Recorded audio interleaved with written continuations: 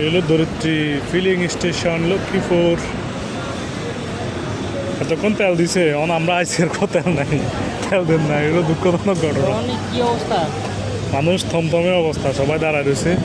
আর ND পাশে bike আছে অনেকগুলা। এই হলো অবস্থা,